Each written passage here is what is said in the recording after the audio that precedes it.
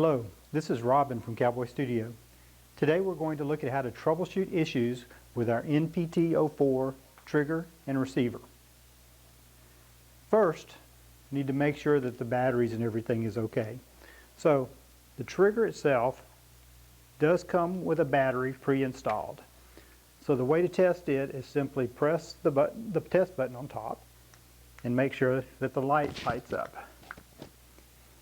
If this doesn't light up, could be one of two things. One, the battery inside could be dead. This little Phillips screw can be removed right here, and you can replace the battery. It takes a 23A battery, which is a very common style of battery. If replacing the battery doesn't work, then the trigger itself may have an issue.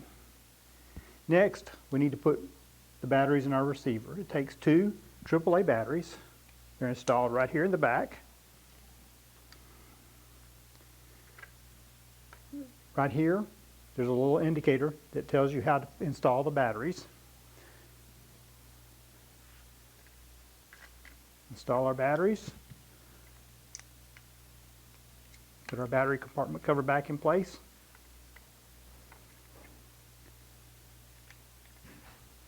Now, there is no on-off switch on the trigger.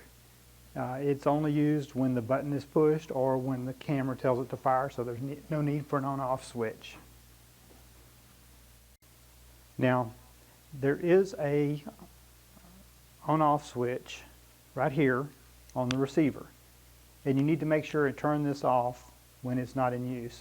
It will run the batteries down fairly quickly, like overnight, if you leave this turned on.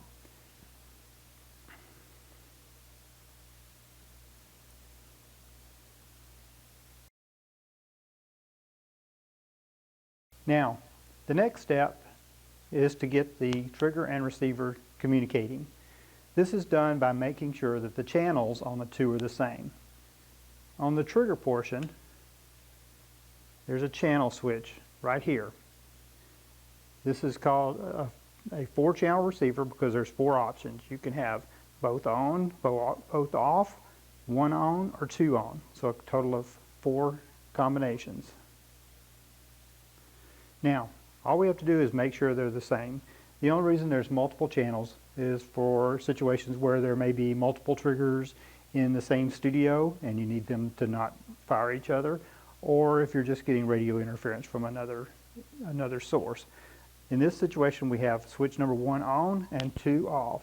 So what we need to do is make sure that our receiver is set the same way. And as you can see, it is. Switch 1 is on, switch 2 is off. So these are set up to communicate. I'm going to go ahead and turn my receiver on.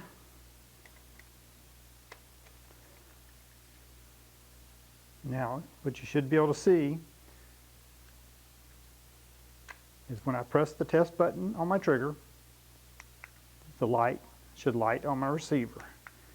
This means the two are communicating properly.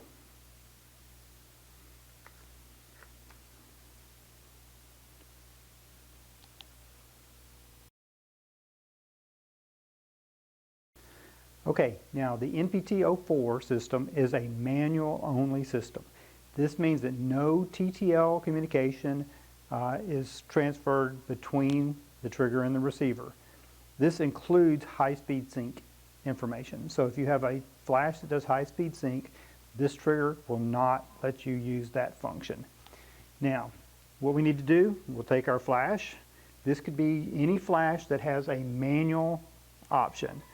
I'm turning this on, and you can see here the mode on this flash is set to manual. I can cycle through the modes. This particular mode here is slave modes. This is TTL. You do not want the flash in TTL mode. Most flashes will not fire with the NPT04 if they're in TTL mode. So I'm going to set the flash to manual mode. I'm going to install it on my trigger and lock it. Now, let's make sure that the trigger, receiver, and flash are communicating. I've not got the camera involved yet.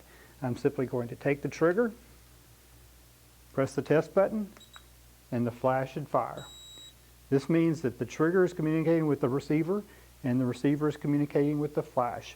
If this doesn't work, then we need to stop this step and figure out what's going on.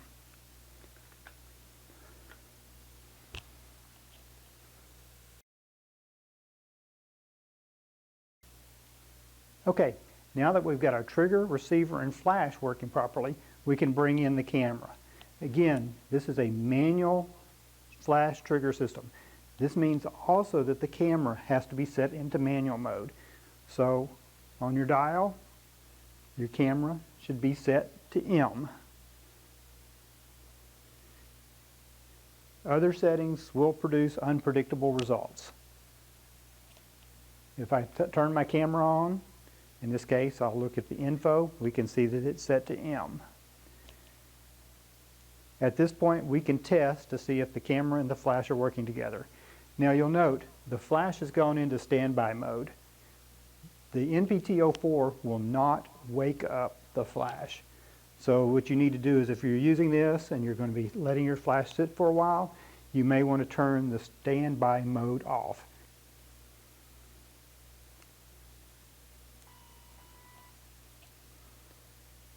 Okay, I've got my flash turned back on.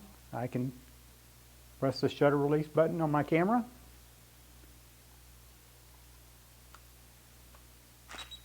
And the flash fires.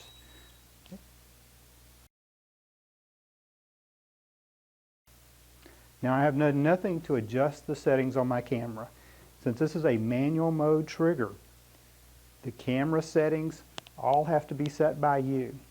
So you can adjust your exposure. So I can turn up my aperture. I can reduce my ISO.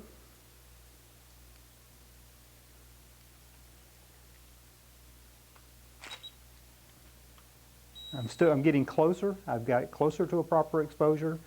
Still might need some work. But the main point here is that our camera is firing our flash when it's supposed to. One note, the NPT04 is not recommended to operate with the camera shutter speed higher than 1/160th of a second.